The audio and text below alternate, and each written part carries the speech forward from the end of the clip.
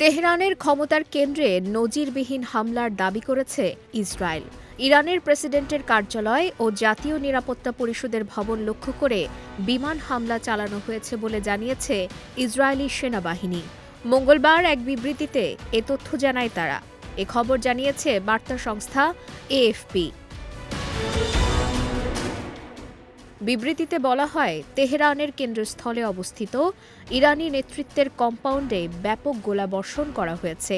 এতে president Masoud পেজেশকিয়ানের কার্যালয় এবং সুপ্রিম ন্যাশনাল সিকিউরিটি কাউন্সিলের ভবন লক্ষ্যবস্তুতে পরিণত হয়।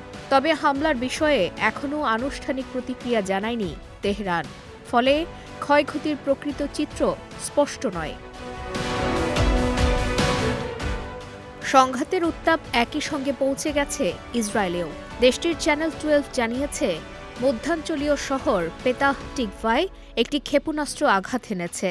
এ তথ্য নিশ্চিত করে টাইমস অফ ইসরায়েল জানায়, ইরানের একটি ক্ষেপণাস্ত্রের ধ্বংসাবশেষ মধ্য ইসরায়েলে পড়ে ক্ষয়ক্ষতি হয়েছে, যদিও কোনো হতাহতের খবর পাওয়া যায়নি। গত শনিবার থেকে শুরু হওয়া যুক্তরাষ্ট্র ইসরায়েলের সমন্বিত হামলার পর থেকেই পরিস্থিতি দ্রুত অবনতি ঘটছে। পরমাণু কর্মসূচি ঘিরে দীর্ঘদিনের উত্তেজনার জেরে নতুন করে জ্বলে উঠেছে সংঘাতের আগুন।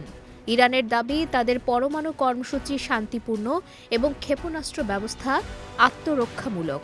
কিন্তু ওয়াশিংটন ও তেল আবিবের মতে, ইরান পরমাণু শক্তিধর হলে তা বৈশ্বিক নিরাপত্তার জন্য গুরুতর হুমকি হয়ে দাঁড়াবে। কূটনৈতিক আলোচনার ছায়া থাকলেও বাস্তবে এখন আকাশে যুদ্ধবিমান, মাটিতে ধ্বংসস্তূপ আর মধ্যপ্রাচ্য দাঁড়িয়ে আছে এক অনিশ্চিত ভবিষ্যতের দ্বারপ্রান্তে। বিজয় টিভি নিউজ ডেস্ক।